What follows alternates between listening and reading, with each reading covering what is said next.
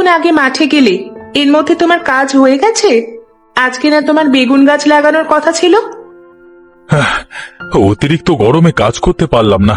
কেমন যেন মনে হচ্ছিল আমার দমটা বার হয়ে যাচ্ছে। তো আজকে ঝড় বৃষ্টি হবে মনে হচ্ছে। হ্যাঁ, এই আর এক চিন্তা, ঝড় বৃষ্টি হলে ঘরের চাল তো উড়ে যাওয়ার ভয় থাকে। এই দেখো, বলতে বলতে বৃষ্টি শুরু হয়ে গেল। তাড়াতাড়ি ঘরে ওঠো।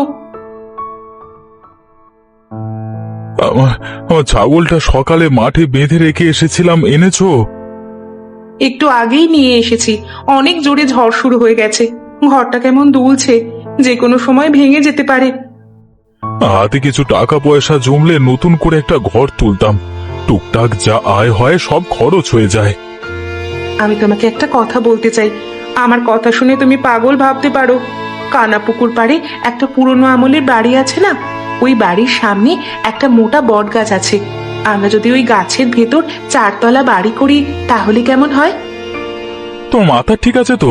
তুমি কি জানো ওদিকে কেউ যায় না? রাত হলে নাকি পুরনো ওই বাড়ির ভেতর থেকে কান্নার আওয়াজ আসে। হ্যাঁ, ধুর, আমার বিশ্বাস হয় না। তুমি কি নিজের কানে কখনো শুনেছো?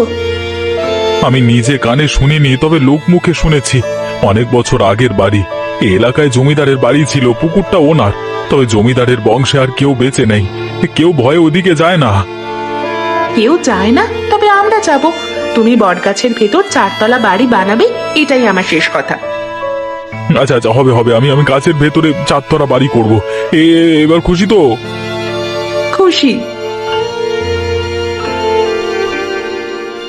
এত বৃষ্টি হচ্ছে কিন্তু গরমটা যেন যায় না। ওগো, তুমি কাজে যাবে না? এখনো বসে আছো কেন? কাজ না করলে কেমন করে চলবে শুনি?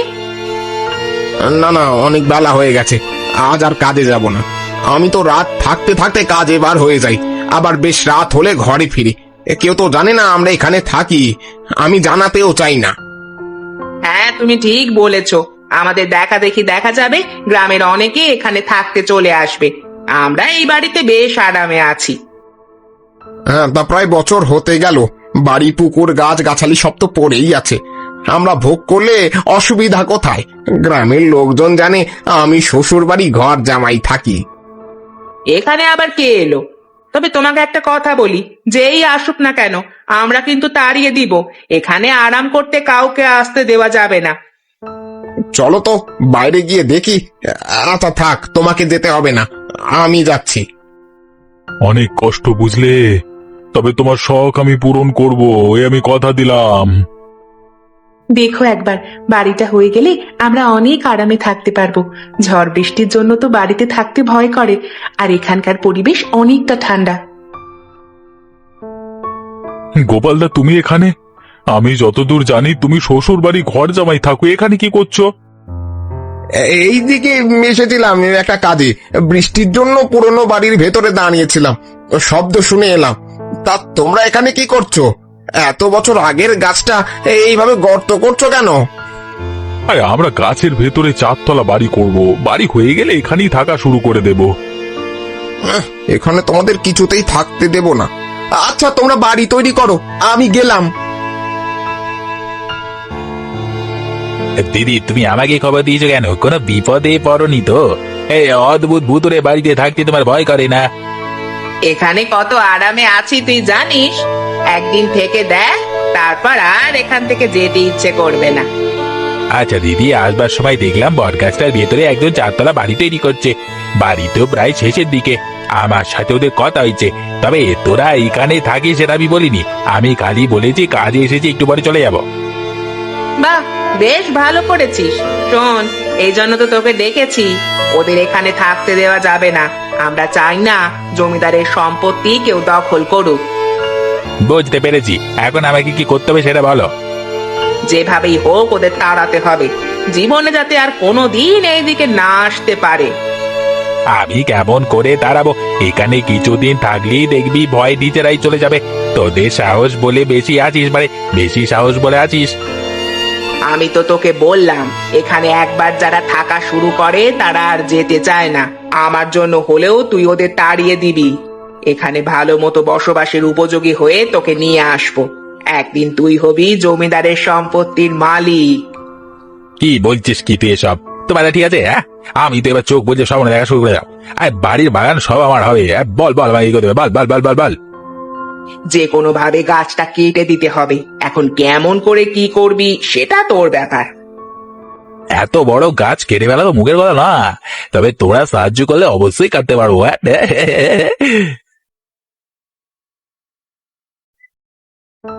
কি গো, তোমাকে খুব খুশি খুশি লাগছে যে। যাক, তোমাকে খুশি করতে পেরেছি এটাই অনেক। হ্যাঁ, এই নাও, তোমার জন্য জিলিপি এনেছি, একেবারে গরম গরম জিলিপি।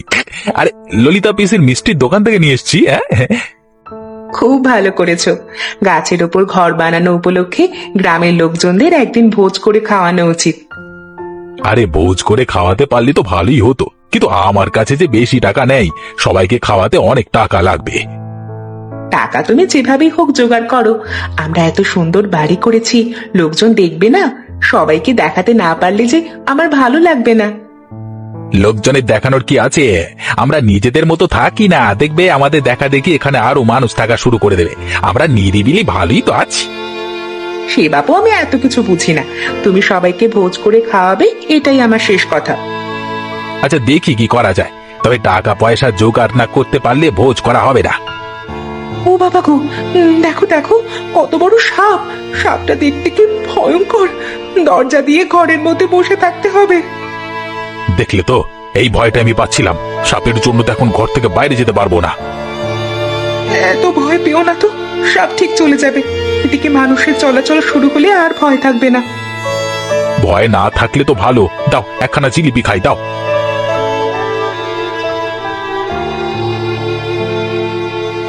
এত সহজে এই গাছ কাটা যাবে না দিদি, আমার পক্ষে সম্ভব না। তুমি চেষ্টা করে দেখো।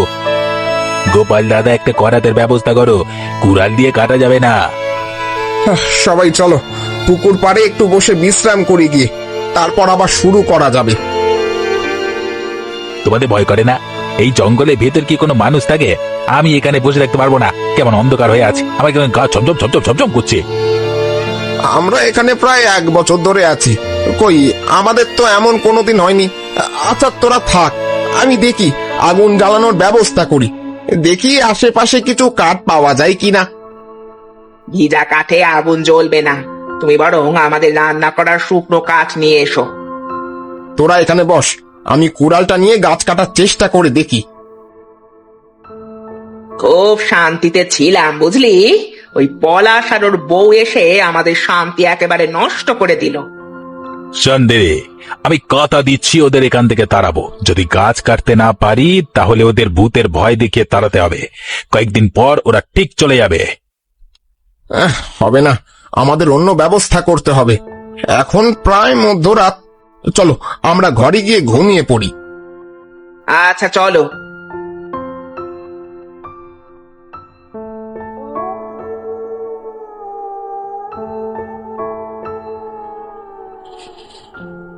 কেউ গাছটা কাটবার চেষ্টা করেছে, কিন্তু কেন?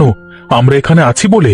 100 বছরের এই পুরনো গাছ আগে তো কেউ কাটবার চেষ্টা করেনি। টিয়া, নিচে নেমে এসো তো। কি হয়েছে? আমাকে আবার নিচে নামতে বলছো কেন? তুমি কি সাপ দেখেছো? সাপ থাকলে নিচে নামতে পারবো না। আরে বাবা, সাপ নয়, তুমি আসো তারপর বলছি। কি কাণ্ড! কে এত বড় সর্বনাশ করতে চাইছে?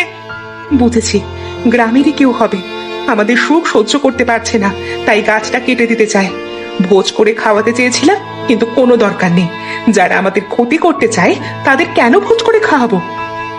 আমার কেন জানি মনে হচ্ছে এই পুরনো বাড়ির ভেতরে কেউ থাকে। একবার ভেতরে গিয়ে দেখলে হয় না? চলো আমার সাথে। দেখো, ওই পুকুর পাড়টা কেমন ধোঁয়া ধোঁয়া হয়ে আছে। কেউ মনে হয় আগুন ধরিয়েছে। আগে পুকুর পাড়ে যেতে হবে। এই দেখো কাঠের আগুন, আগুন এখনো পুরোটা নিভে যায়নি। এবার পুরনো বাড়ি থেকে চলো। নাক ডাকার শব্দ শোনা যাচ্ছে। ওই দেখো, এই ঘরে গোপালদা ঘুমাচ্ছে। এখানে তো সব আছে, মনে হয় অনেক আগে থেকে থাকে। তাহলে গোপাল দাদারা শ্বশুর বাড়ি থাকে না, সবাইকে মিথ্যে বলে এসেছে এতদিন। মনে আছে প্রথম যেদিন আমরা ঘর বানানো শুরু করেছিলাম, সেদিন গোপালদার সাথে দেখা হয়েছিল, বলছিল একটা কাজে এদিকে আসছে। আমার সব মনে আছে। তোরা তোরা এখানে কি করছিস? এইভাবে উঁকি মেরে দেখা তো ঠিক নয়। তোমরা তাহলে এখানে আছো? ভালোই তো জমিদারের বাড়ি দখল করে আছো। ভালোই তো। আমরা একা দখল করে আছি, তোরাও তো বট গাছের ভেতর 4 তলা ঘর করেছিস। বেশ করেছি। টিয়া এখন চলো, এখানে থাকলে তুমি ঝগড়া করবে।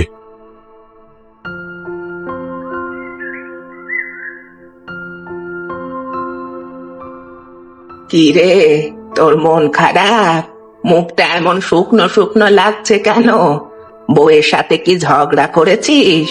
শুনলাম নাকি তোরা গাছের ভেতর 4 তলা বাড়ি করেছিস, তাও আবার জমিদার বাড়ির বট গাছে। ঠিকই শুনেছ পিসি, তবে আমরা একা থাকি না, পুরনো বাড়ির ভেতরে গোপাল দাদারাও থাকে।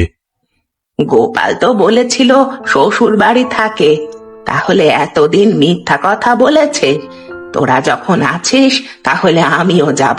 ওইখানে তো অনেকগুলো ঘর, একটা ঘরে আমি থাকবো।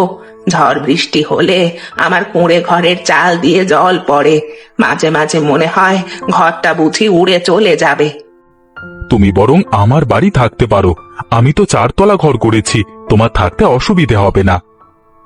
আমার আবার দালানে থাকার ইচ্ছে, সারা জীবনে কোনোদিন তো দালানে থাকার ভাগ্য হলো না।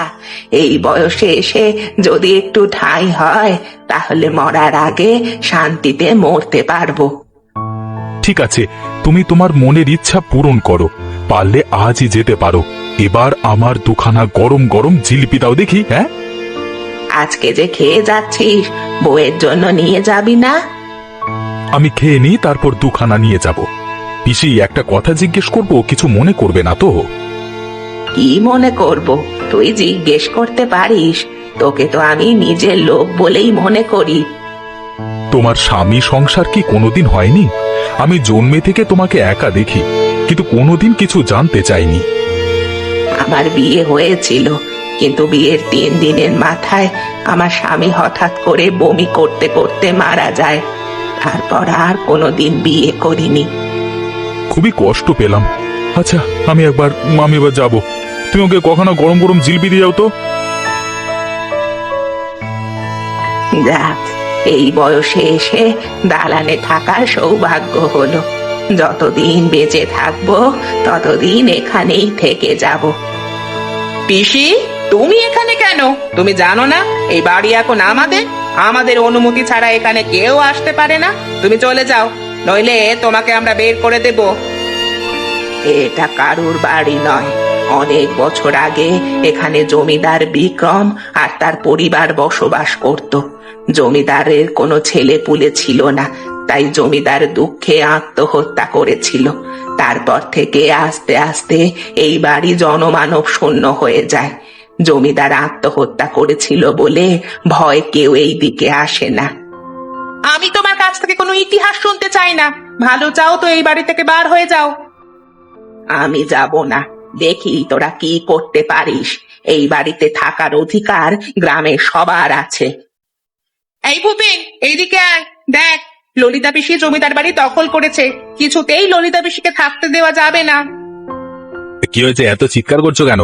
তোমার জন্য সকালে ঠিক মতো ঘুমাতে পারলাম না। আপনি এখানে কেন? বেরিয়ে যান বলছি। এখন যদি চলে না যান আপনার অবস্থা খারাপ করে দেব। দিদিদের গ্রামেই তো আপনার বাড়ি। আপনার একটা মিষ্টির দোকান আছে না, আপনি চলে না গেলে মিষ্টির দোকানটা ভেঙে মাটির সাথে মিশিয়ে দেব। বাবা, বাবা, তুমি এত বড় ক্ষতি আমার করো না। আমার দোকান ভেঙে দিলে আমি যে না খেয়ে মরে যাব। আমি এখনই চলে যাচ্ছি। এখানে কি হয়েছে? তোমাদের চিৎকার চেঁচামেচি শুনে চলে এলাম। আমি এখানে থাকতে এসেছিলাম, এরা আমাকে তাড়িয়ে দিচ্ছে।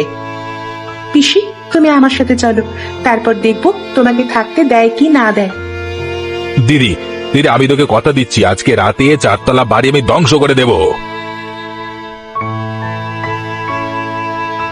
আগে গাছের ডাল কাটবো, তারপর গোড়া কাটবো। আজকে রাতের মধ্যেই বট গাছের কোনো চিহ্ন রাখা যাবে না। জমিদারের সম্পত্তি কাউকে ভোগ করতে দেব না। দাদা, মনে হচ্ছে বৃষ্টি হবে।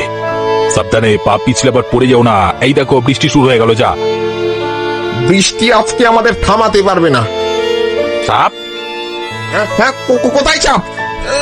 আরে বাবারে, মরে গেলাম রে, আমার হাতটা ভেঙে গেছে। উরে ভূপেন রে, আমাকে বাঁচা। বুঝতে পেরেছি, আমাদের দ্বারা এই গাছ কাটা সম্ভব হবে না। দাদা তুমি আমাকে ধরো, তোমাকে ঘরে নিয়ে যাই। ওরে ওরে ওরে ভূপেন রে, তোকে ধরে ওঠার মতো শক্তি আমার নেই। তোর দিদিকে ডেকে নিয়ে আয়, তারপর দুজনে মিলে আমাকে নিয়ে যাবি। ইস, ঠিক আছে, আমি দিদিকে ডেকে নিয়ে আসছি। ও ওরে, আমার এ কি হলো? আমি আর হাঁটতে পারবো না। ও আমার আর দালান বাড়িতে থাকা হলো না, কপালটাই খারাপ। তবে তোদের এই বাড়িটা বেশ সুন্দর, খুব আরাম, গরম কম লাগে। এই জন্যই তো এখানে বাড়ি করেছি, ঝড় বৃষ্টি হলেও ভাঙার ভয় নেই, আবার গরমেও কষ্ট কম। সে তুই ঠিক বলেছিস, তবে প্রত্যেক মানুষের তো একটা করে শখ থাকে। আমার যেমন দালানে থাকার খুব ইচ্ছা হয়। পিসি, আমি তোমার ইচ্ছা যে করেই হোক পূরণ করবই, তুমি আমার উপর ভরসা রাখো। তোর বেশ সাহস।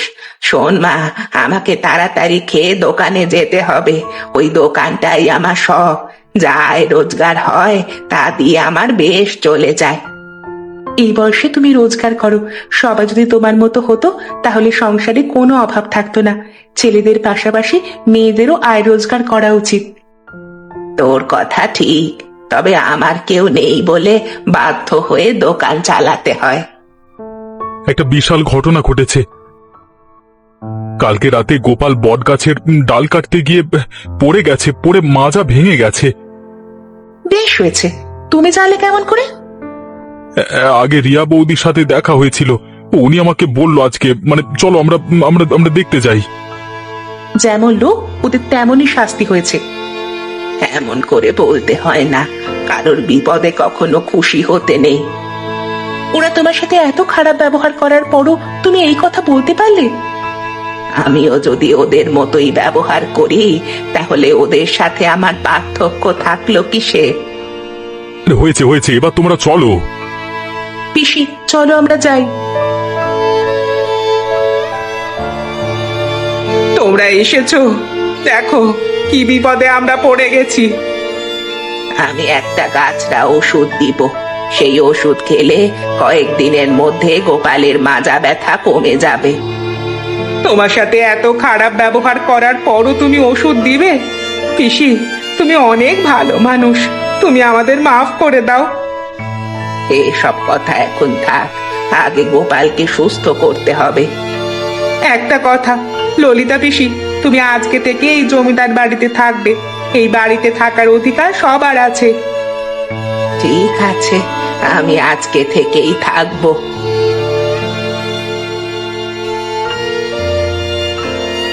এখনো ঘুমোচ্ছ কেন? এত বেলা অবধি তুমি তো ঘুমাও না, কি হলো শুনছো?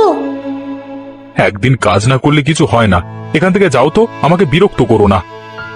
একটা কথা বলার ছিল, তুমি রাগ করবে বলে বলতে পারছি না। আমার না এখানে আর ভালো লাগছে না।